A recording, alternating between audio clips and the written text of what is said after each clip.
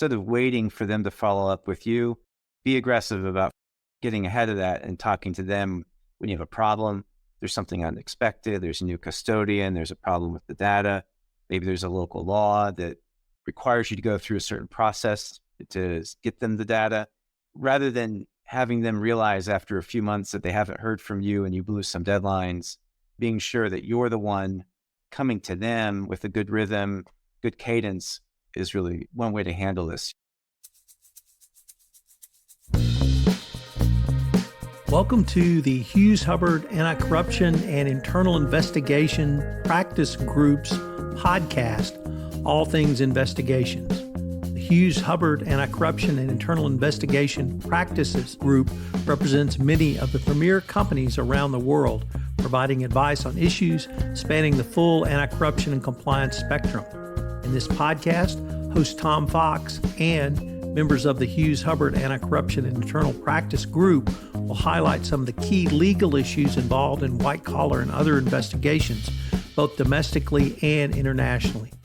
We will tackle topical issues involved in investigations, as well as explore how companies can prevent and detect issues that arise in conducting investigations on a worldwide basis.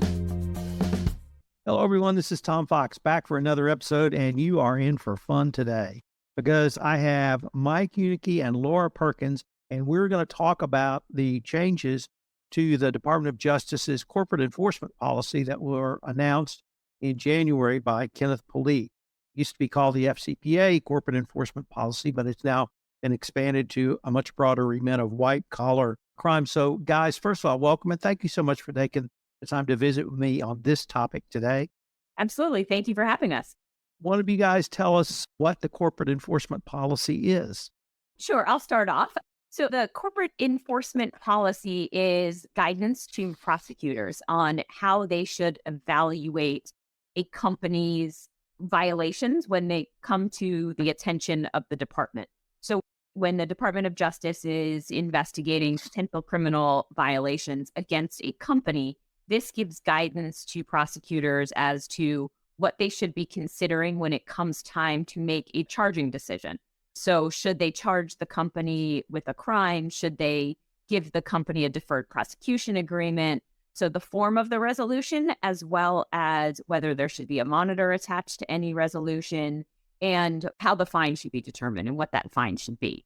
Tom, it's also known as the bane of law firm associates everywhere, because every time they update this, they have to help draft an alert. And, we should say thanks to ours, as always, here for helping us with this. But we've talked in the past, Tom, on other podcasts about remembering back in the days to the Holder memo and the penalty memo, and then the U.S. Attorney's Manual, and then this sort of thing. And it's all part of the same, but it's just as Laura said, it's the guide for prosecutors. It's also the unofficial guide for companies and how they can position themselves best in the event of a problem to either avoid prosecution or to mitigate the consequences of.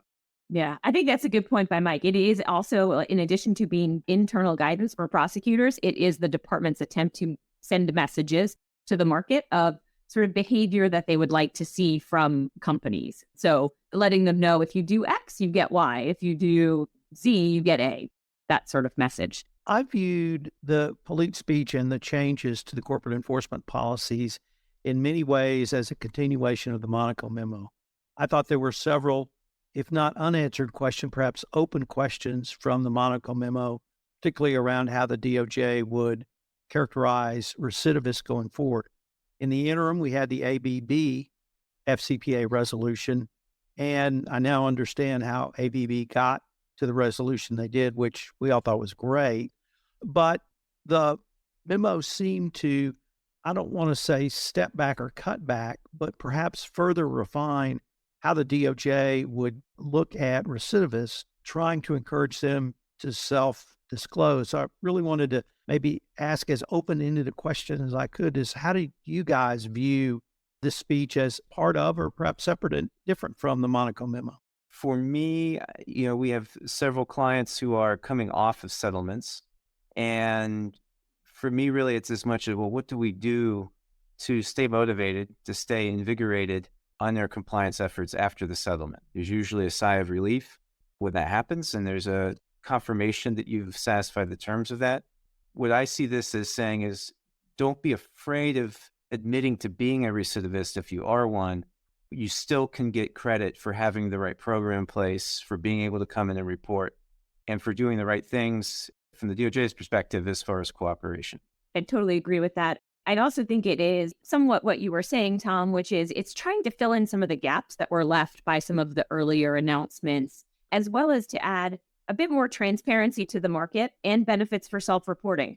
I think the department wanted to further incentivize self-reporting, not just by recidivists, but by others as well. And so I think we'll talk later about what some of the changes are in this updated enforcement policy. But one of the major ones being increasing the maximum potential fine reduction that a company can get for self-reporting. So it's a further effort by the department to incentivize self-reporting. There's also some things about extraordinary cooperation, so pushing for more cooperation from companies, as well as what Mike said, which is a focus on letting companies that are recidivists understand that there are still benefits and adding a bit of transparency to what those benefits are in an effort to essentially not ensure, because they do keep discretion for prosecutors, but in an effort to sort of help companies who are recidivists make a decision to come to them. So your colleague, Mike DeBernardis, said about the ABB FCPA settlement that he thought the DOJ threaded a needle to get to the settlement, given ABB's 3-time recidivist posture. And now with this document, or at least the remarks by Kenneth Polite and the changes to the corporate enforcement policy, I saw how they were able to thread that needle. And after listening to your answer, Laura, it strikes me that the DOJ really not only wants recidivists to come forward, but they put real incentives in place, even for a company that might be a second or now third time FCPA violator. Would that be a fair characterization? I think that's right. And I think it's important also because this policy is no longer just for FCPA violations. It's broadened now. And so if you take a financial institution, for example, I mean, they're heavily regulated. So when DOJ expanded the definition of what is a recidivist, you really brought a lot more companies into that realm. So a lot more companies became, quote unquote, recidivists in DOJ's terminology. And so there are a lot more companies that you need to provide some assurances to that if they come in, they won't be slammed, or they'll be given some of the benefits that the department has tried to identify for companies over time. I'm waiting for someone to say, wait, so what if we waive attorney-client privilege over documents and we go down that road again, that rabbit hole from the late 2000s? Is that extraordinary? So maybe we'll talk in a bit about what extraordinary means and if there's a workable way to think about that or not. But that's my main takeaway from that. I found one component extraordinarily interesting, and it was the following: that Kenneth Polite said the DOJ would evaluate a compliance program at 2 points in time. 1, at the time of the incident, and 2, at time of resolution. Now, that in itself was not new. The DOJ has said that many times in the past. But by focusing on the point in time at the time of the violation, they further defined compliance program effectiveness as having either an effective program which detected the violation or an internal control system which picked it up. So hopefully that includes whistleblowers, internal controls, speak up, whatever it may be. And I was extraordinarily pleased that the DOJ focused on the compliance program at the time of the incident, because I thought that gave a real incentive to companies to not wait until you're in a settlement or investigation to move in and remediate, but do so now, and you could save real money. I was wondering what your all's thoughts on that part of it might be. It's one way to actually empower compliance officers, Tom, is to give them some clear guidance like this, that there is a benefit in addressing these issues and building out a program early. And we've talked about the controversy in the context of the certification requirements, whether that was truly empowerment or not. I think it's a huge benefit for compliance officers to be able to point to this and point to those 2 points. It's a bit of a flip side from what we saw in the Monaco memo, to your point, that this is kind of a continuation of the dialogue we've had for decades with DOJ. where they expanded the scope of the criteria on which a monitorship might be based. And in that context, they suggested that, well, we might still impose a monitor on you if the conduct was really bad at the beginning, regardless of how good your program is at the time of resolution. And so at least there's some hat tip here to having the right program in place at the beginning. I think the changes here can be very helpful to compliance officers and really do point to the department's focus, like you said, Tom, on the program at the time the violation occurred. They're sort of shifting the look even more to that period of time. Yes, there is still a look at the time of resolution, but that really relates more to whether you'll get a monitor. And there's always a lot of focus on that in an attempt to not get a monitor following a resolution. But can a recidivist, for example, not get any kind of a resolution because their compliance program detected the violation and they were able to and did make a decision to come in, self-report the conduct to DOJ? There's more focus on what was the status of your program. So I think it does provide a clear incentive for companies to continually maintain a good compliance program and controls that can detect these violations. And then the company, of course, has the decision point once a violation has been found or a potential violation to decide whether to self-report. But even if they don't self-report, the existence of a good compliance program at the time of the violation will be evaluated and will be a factor, an important factor under the new guidance. We turn now to one of the other very big changes, and you touched on this a little bit earlier, Laura, which is the now up to 75% discount, which is possible. I have studied the U.S. sentencing guidelines for 15 years, and I pride myself as one of the few non-prosecutors who has any idea what goes into it. And there's a lot of factors. And then from those factors, you get a range, and obviously a low range and a high range and a middle range. But Laura, and I'm directing this question to you as the former DOJ prosecutor on this panel, what I saw with that 75%, in addition to just that number 75%, coming off the low end, because I've seen companies that are above that low end at 5%, 10%, or even in the middle range, and it's tens of millions, sometimes hundreds of millions, to be in a higher range than the low end. So to me, 75% off the low end is almost kind of a double plus. It's 75% and then it's the low end. What are your thoughts on that part of this change? That definitely is a significant change. It was put in place to further incentivize self-report, to say, look, if you come in, if we decide you need a criminal resolution, you can get a very sizable discount. Because when the pilot program was first put in place, when the corporate enforcement policy was put in place, capping at 50%, even off of the low end or mid-range, was lower than what had happened in a lot of previous resolutions. And so there was a lot of criticism, frankly, that, look, you're putting in place this policy in order to incentivize self-reporting, but in fact, what you're doing is cutting short the benefits we could have received before you even put this policy in place. And so now they've raised to 75%, and that can make, like you said, a marked difference in the amount of criminal penalty. Under the sentencing guidelines, the corporate fines stack up quite quickly. You know, they're based on a number of factors, a large one being the profit that the company makes, and then multiples are added to that. So it can get very high very fast, and the range can also be very large. So like you were saying, Tom, the difference between the low end and the high end can be significant. And then when you say, okay, we're going to give you a discount of 75%, and we're going to guarantee essentially that it's on the low end, that is a significant change for many companies. And I would even further throw in that that's not all the discounts you get, because the U.S. sentencing guidelines provide a discount as well if you self-disclose, cooperate, and take ownership of what's happened. So I've always seen this as sort of a double plus, starting with the original pilot program and the corporate enforcement policy. So I think there's a real discount available to companies that would follow this. Mike, your thoughts? I think that there's probably still a little bit of apprehension. You never get the chance to do a settlement under the guidelines and then see what happens if you never had disclosed, and then choose your own adventure at that point. To some extent, these might still be negotiated and kind of backed into a little bit, but I mean, it's a huge number, and they do stack up really, really, really fast, as Laura says. And so there's still going to be some people, I think, who are, particularly if they've not had any problems before, if they are not certain that there's any chance this would come out, where they still might be a little hesitant. 75% is great, but it's a percentage of something. And where that something might be is still maybe a bit unknown.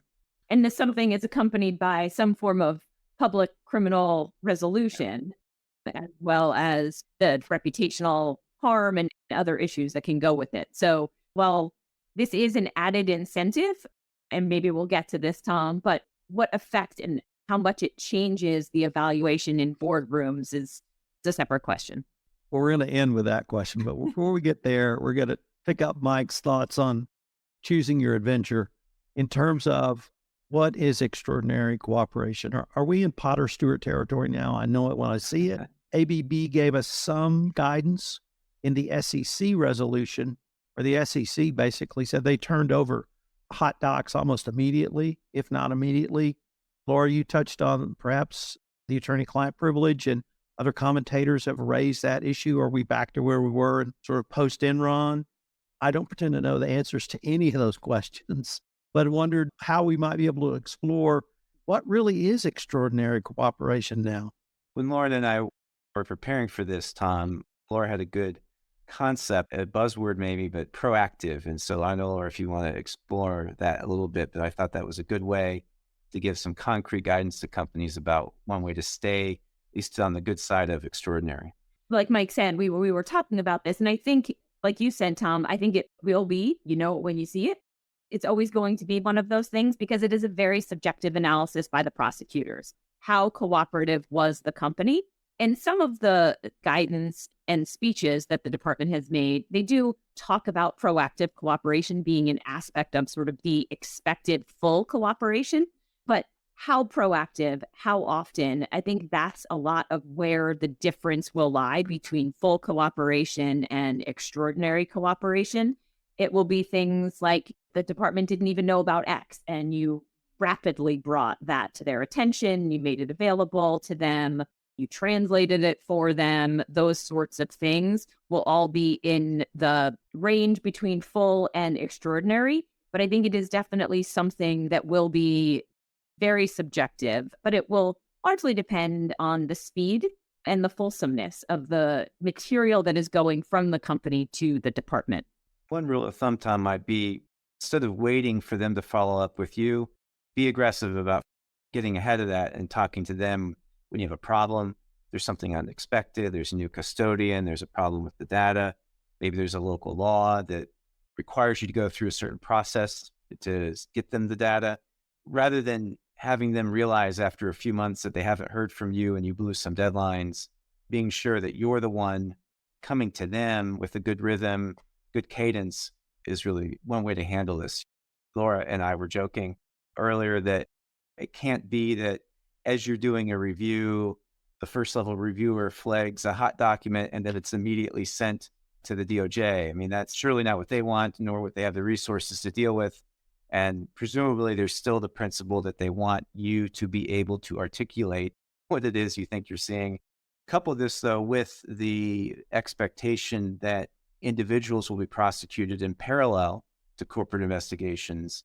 It does mean that you really need to profit from someone like Laura with experience as a prosecutor to triage your review.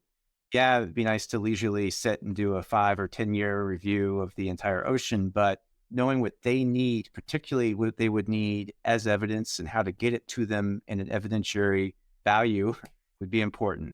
If you know that a certain person was running the particular business partner or agent relationship that is likely going to be the big thing, focusing on that person's interactions with that third party or their interactions with the compliance function about that third party might be really important places to start. I just want to add one thing, because I think Mike made a really good point there, which is that a lot of this will go to how you conduct your own review. So as the company is doing the internal investigation, in order to provide that extraordinary cooperation, you need to conduct the review in a way that is efficient and that gets to the main points faster, because that's how you can share them faster, or at least decide what should be shared and, cooperative sense on a more rapid basis. So it's not just how you share it with the department, but it's how you gather it, because in order to share it, you have to have it done efficiently in the first place. And my biggest concern is not so much the attorney-client privilege. It is having either someone like yourselves in the position outside external counsel or internal counsel of a company being able to give some thoughtful consideration to what this document means and what it may mean going forward. That's really the point that I haven't been able to resolve myself. You have to turn it over that quickly before you can, as you said, Mike, go beyond simply triaging it and saying, yes, we need to turn this over, but how does it fit into our overall either investigator strategy or our remediation strategy? And that's what I hope we don't lose. I hope we don't as well. I will say that in my experience, there are instances where, you see a document and you instantly know this is a document that I'm super interested in. I'm sure they would be interested in.